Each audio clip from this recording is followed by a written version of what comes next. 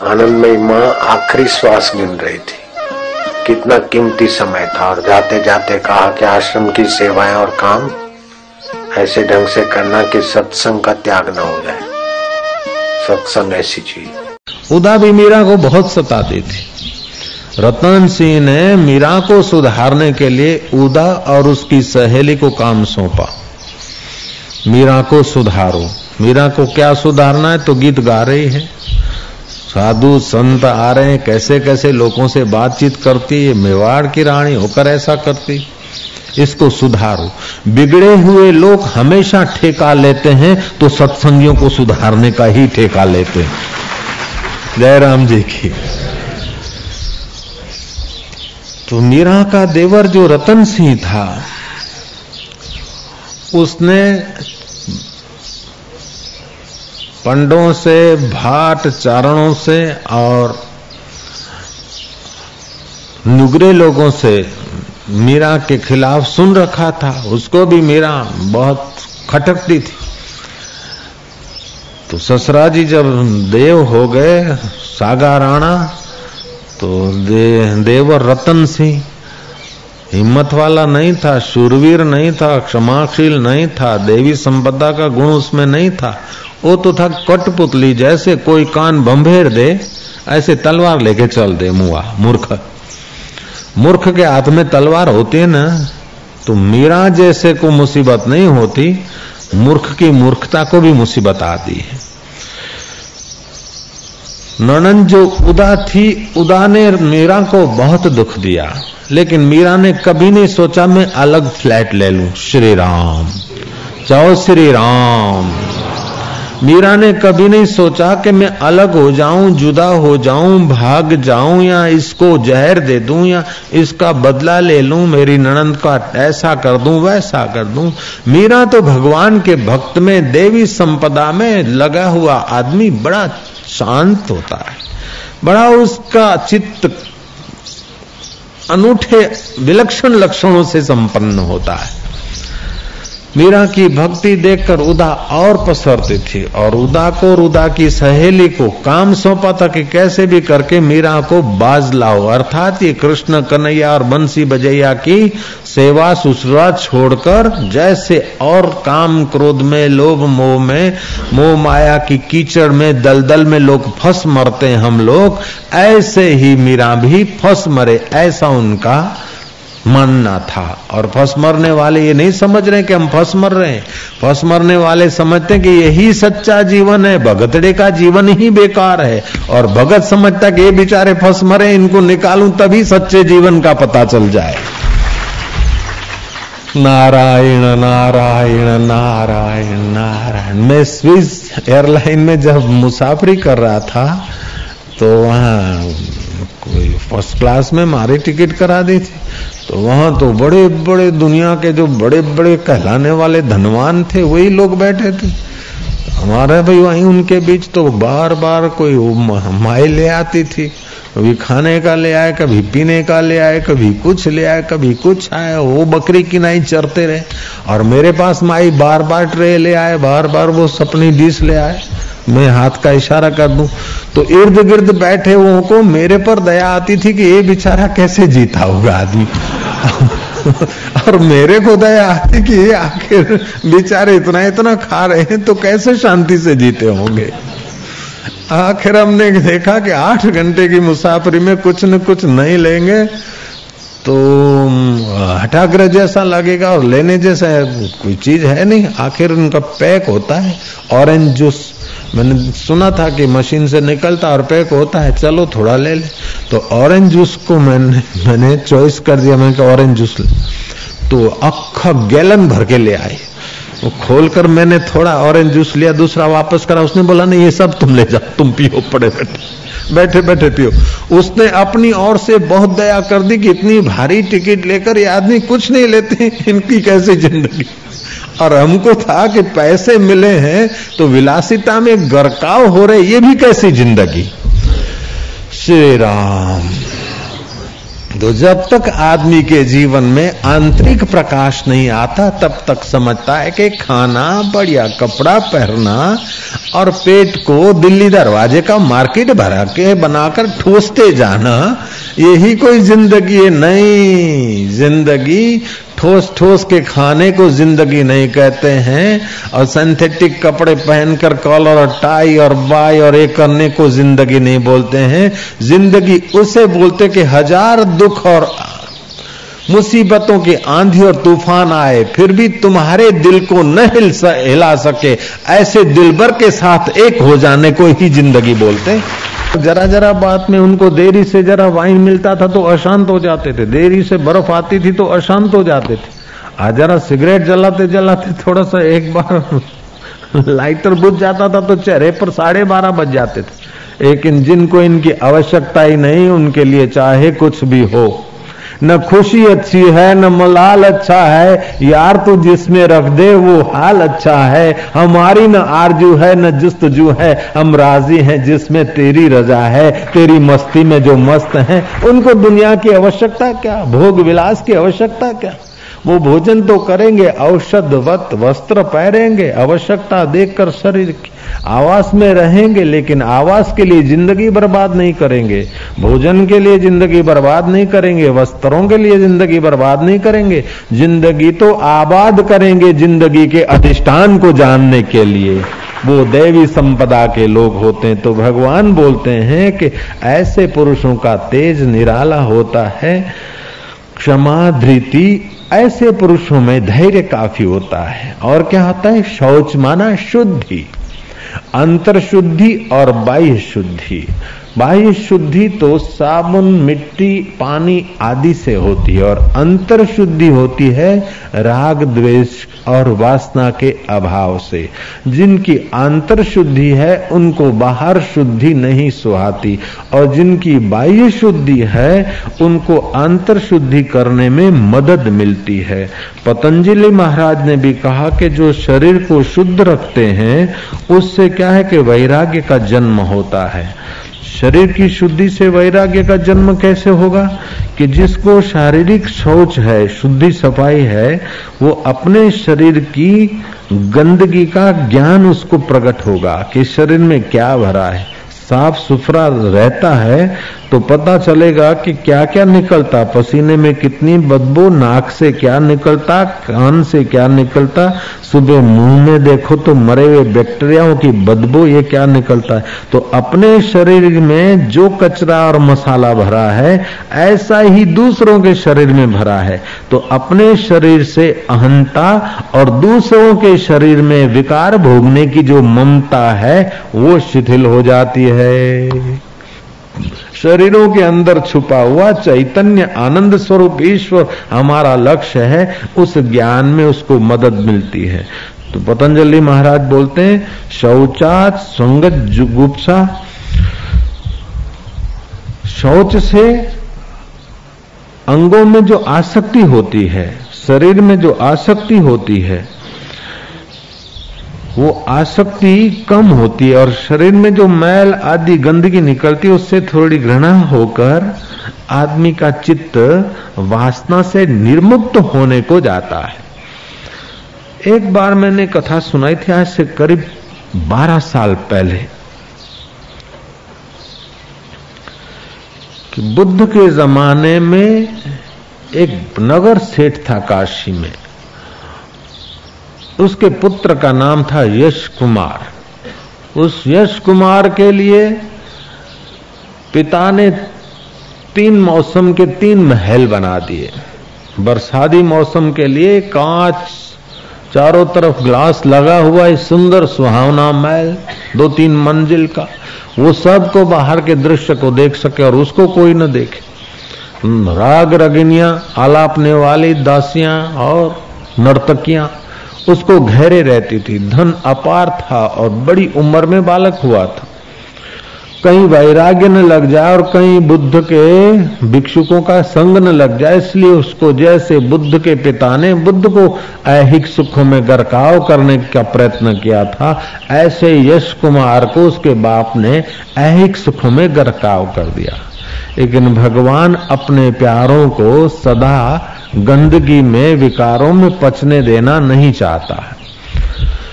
एक रात्रि को नृत्य देखते देखते, गान सुनते सुनते यश कुमार कुछ पिया खाया होगा, जो भी किया होगा, जल्दी से पड़ गया, नींद आ गई। रात्रि को जल्दी सोने से शरीर की थकान बहुत अच्छी तरह से मिटती है। 9 से 12 की नींद, 1 घंटा आदमी नींद ले तो 2.5 घंटा काम करती हो। 12 से 3 वाली नींद 1 घंटा सोए तो 2 घंटा काम करती, और 3 से 6 वाली नींद 1 घंटा सोए तो 1.5 घंटा काम करती, और सूर्योदय 6 से सूर्योदय तक का 1 घंटा सोए तो 1 घंटा मिलता है। सूर्योदय के बाद 1 घंटा सोए तो 1 घंटा और प्रमाद और आलस चढ़ता है। तो देव योग से वो जल्दी से पड़ गया, नींद पकड़ लिया उसको। तो रात्रि को करीब नींद उसकी खुल गई 1:30-2 बजे।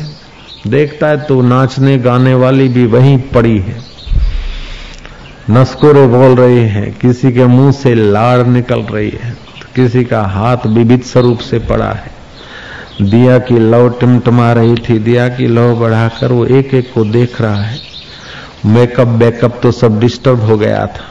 देखता था कि इन्हीं अंगनाओं के पीछे मैं पागल हुए जा रहा हूं। अरे जिनके मुंह से लाहौर निकल रही है, जिनके नस्कोरे से लीट बोल रही है, गूंगे बोल रहे हैं, उनके ही नाक तोते की चोंच जैसे सुंदर लग रहे थे। इनमें सुंदर है क्या? नाम यश कुमार है, लेकिन अपयश हासिल हो परलोक में मैं ऐसा काम कर रहा हूं। ये जो सुंदर और सुहावने हाड़ मांस के पुतले लग रहे थे, उनमें कुछ सौंदर्य अपना नहीं, सौंदर्य तो किसी और का है, और वो उसका कनेक्शन टूट जाए तो ये मुर्दे हो जाते हैं। धिक्कार है मुझे कि मैं इनके हाड़ मांस के शरीर को प्यार करते हुए और इन्हीं के साथ अपना यौवन नाश कर रहा हूं। तो छोटी सी उम्र में मुझे बुढ़ापे के लक्षणों ने घेर लिया। मैं 25 साल का बूढ़ा हो रहा हूं। जितना माणिया भोग उतना भया रोग। मेरा शरीर अभी से रुग्ण होने जा रहा है। इन रोगग्रस्त शरीरों को जितना माणिया भोग उतना भया रोग। मेरा शरीर अभी से रुग्ण होने जा रहा है। इन रोगग्रस्त शरीरों को, जिसमें से थूक लार टपक रही है, नस्कोरे बोल रहे हैं, हाय राम मैं क्या कर रहा हूं। अपने आप ऊपर ग्लानि आई, उसका मगज चकराने लगा। कथा कहती कि धीरे धीरे वो धरती पकड़ के बैठ गया, और बैठ के फिर उधर ही निगाह करता है, देख रहा है। तो उनके नस्कोरे और लाड़ और महाराज वहां का वातावरण एक साथ पड़ी हुई लाशों जैसी, उन नर्तकियां और दासियां, अस्त व्यस्त उनका श्रृंगार और उनका सोने के ढंग, ये देखकर उसके चित्त में बड़ा वैराग्य हुआ। प्रायश्चित से अपना दोष जल जाता है, पाप जल जाता है। दूसरे की निंदा करने से पुण्य जलता है, और अपने दोषों की निंदा करने से, अपना निंदा करने से पाप जलता है। अंतःकरण थोड़ा शुद्ध हुआ, इतने में भौर हुई। धीरे से सीढ़ी था पकड़ते पकड़ते चुपचाप दरवाजे का खटका किए बिना यश कुमार वहां से रवाना हो। भगवान बुद्ध गंगा किनारे टहल रहे थे अपने विहार में। बोले भंते संसार धोखा है, दुख रूप है, निकलना मुश्किल है। बुद्ध ने कहा धोखा जरूर है, दुख रूप जरूर है, लेकिन निकलना आसान है अगर कोई संत का सानिध्य मिल जाएगा। तो भंते मैं तुम्हारे शरण हूं, मुझे स्वीकार कर लो। बुद्ध ने कहा तुम स्वीकार हो। बुद्ध ने उस यश को अपने शरण दे दी, थोड़ा सा उपदेश दिया। सुबह हुआ, नर्तकियां दासियां जगी, देखते कि वो कहाँ गए हमारे स्वामी। सर्वे सर्वा देखते, सर्वे सर्वा तो सदा रहते ही नहीं है। कोई किसी का सर्वे सर्वा लवर लवरियों का कोई सीधा संबंध सदा के लिए तो रहता ही नहीं। कितना बड़ा लवर हो, कितनी बड़ी लवरी हो, लेकिन कभी न कभी उनमें के झंझट और झगड़ा और विरोध या तो पलायनवाद कहीं न कहीं आ ही जाता है। जो एक दूसरे के हाड़ मांस देखकर शादी कर लेते हैं, उनमें झगड़ा होना बिल्कुल नियति है, जरूरी है। ये प्रकृति का विधान है कि जो प्रेम परमात्मा को करना चाहिए वो प्रेम अगर लींट भरे नाक को किया तो तुमको धोखा मिलना ही चाहिए। जयराम जी की। जो प्यार ईश्वर को करना चाहिए वो अगर चमड़े और रक्त को, नस और नाड़ियों को थूक और लींट भरे शरीर को किया और शरीर के अंदर बैठे हुए परमात्मा के तरफ निगाह नहीं गए तो उन शरीरों से दुख, दर्द, बेचैनी और मुसीबत, अशांति और कलह मिलना ही चाहिए। ये प्रकृति का अकाट्य नियम है। जयराम जी तो बोलना पड़ेगा। जो भरोसा परमेश्वर पे करना चाहिए वो भरोसा अगर बाहर की सत्ता पर करा तो महाराज, जो भरोसा ईश्वर पे करना चाहिए वो भरोसा अगर किसी पद पर, किसी प्रतिष्ठा पर, किसी व्यक्ति पर या वस्तु पर करा तो पद, वस्तु, व्यक्ति आदि खींचे जाएंगे, घसीटे जाएंगे उनसे वो व्यक्ति।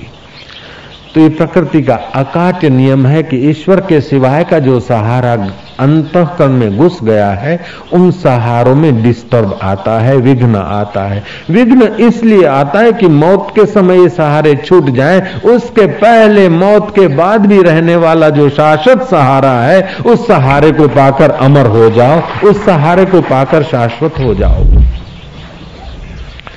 महाराज यश कुमार कि पिता आए, मां आई, पुत्र कहाँ है, पुत्र कहाँ है। नर्तकियां, दासियां रो रही है। किसी ने दिखावे का रोना रो लिया तो मां ने जरा लागनी से रो लिया। आखिर पहले के जमाने में सड़कें आदि नहीं थी, आदमी जाता था तो उसके पद चिन्ह बन जाते थे। पद चिन्हों से यश कुमार का पीछा किया गया और यश कुमार पहुंचे हुए थे बुद्ध विहार में, बुद्धिस्ट साधु और बुद्ध के पास। आके यश कुमार को समझाते कि पुत्र, इतना धन, इतना संपत्ति, इतना सुख छोड़कर तुम इस फकीरों के पास इधर आए। बुद्ध ने देखा कि इसके मस्तिष्क में अभी अभी वैराग्य का अंकुर उपस्थित हुआ है, अभी इसको सींचना चाहिए, न कि तपन देकर अथवा खुरपा लगाकर उखाड़ना चाहिए। फट से बुद्ध पहुंच गए। बुद्ध ने कहा कि इसका पुण्य उदय हुआ है, इसलिए नश्वर छोड़कर शाश्वत के तरफ आया है।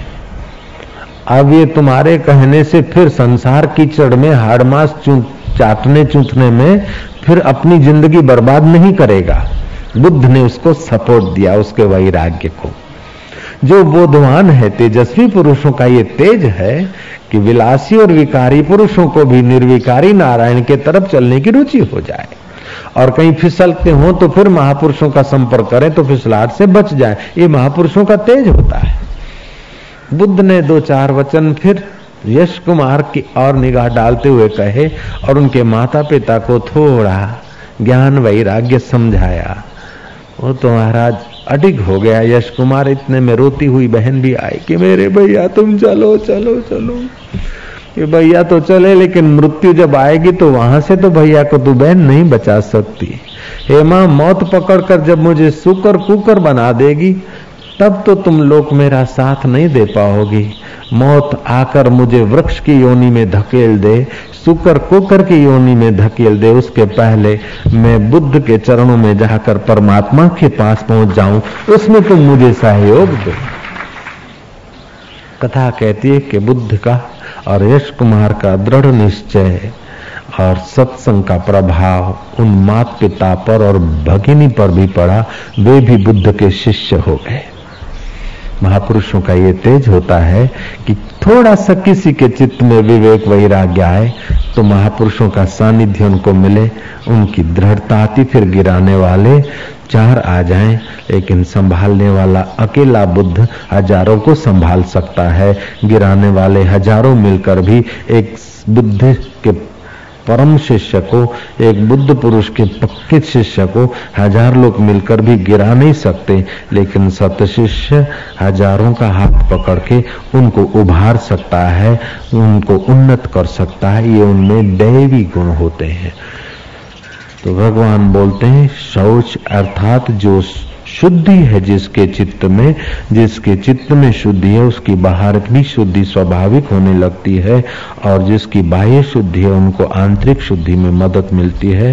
पतंजलि महाराज बोलते हैं, शौचात् स्वांगत जुगुप्साहा परैर संसर्ग। शौच से अपने शरीर की घृणा और दूसरों के शरीर से संसर्ग करने की इच्छा का नाश होता है। पतंजलि सूत्र में ऐसा लिखा है। तो शरीर की शुद्धि और अंतःकरण की शुद्धि ये दैवी संपदा वाले लोगों में स्वाभाविक होने लगती है। फिर बोलते हैं अद्रोह।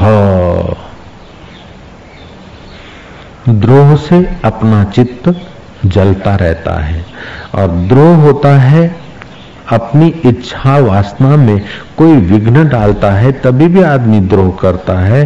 और कभी कभी रजोतमो गुण के प्रभाव से भी चित्त में द्रोह आ जाता है, लेकिन जिनके जीवन में सतोगुण है उनमें द्रोह नहीं होता है। ना अतिमानिता। अतिमानिता अपने में श्रेष्ठ पने का, मैं अति श्रेष्ठ हूं अथवा मुझे अधिक और मान मिले, ये मान दे रहे कम दिया, फलाने की शादी में गया, फलाने के विवाह में गया, लेकिन मेरे को पूछा नहीं, मेरे को कुछ मान नहीं दिया, खाली प्लेट दे दिया। तो इस प्रकार की जो अतिमान की वासना है वो खाम खा अहंकार का शूल लेकर आदमी कंधों पर सिर पर बोझिला जीवन बिताता है। जिसके जीवन में अतिमान का शूल नहीं, उसको कई मुसीबतों से, कई अशांति पैदा करने वाले व्यवहार से, दुखी करने वाले व्यवहार से वो सहज में बच जाता है। तो अतिमान चाहने वाला व्यक्ति थोड़ी थोड़ी बात में गुण दोष करके अपना चित्त चलित करता रहता है। अतिमान चाहने वाला आदमी न जाने कितनी वृथा मुसीबतें ढोकर अपने को कोसता रहता है। जो अतिमान की वासना छोड़ देता है उसका जीवन सरल हो जाता है, सहज में सुखद हो जाता है। थोड़ा सा अच्छा काम करे और हमारा कोई सम्मान समारंभ हो जाए, और सम्मान समारंभ हो जाए उस समय सुकड़ सुकड़ के करता रहेगा, लेता है मारू तो कहीं नहीं, भगवान ने दया की अंदर थी क्या दया કરી એમ કરીને પણ કાંઈક હું સારો છું એવું કહેવડાવવાનો અંદર ભૂત બેઠો છે। अच्छा कहलाने की जो वासना है वो भी आदमी से बहुत कुछ बुरा करा लेती है। अच्छा काम तो करे लेकिन अच्छा कहलाने का, अतिमान चाहने का जो दोष है उससे वो दैवी संपदा के लोग स्वाभाविक बचते हैं, राजसी संपदा के लोग उपदेश से बचते हैं, और तामसी संपदा के लोग उसके शिकार हो जाते हैं।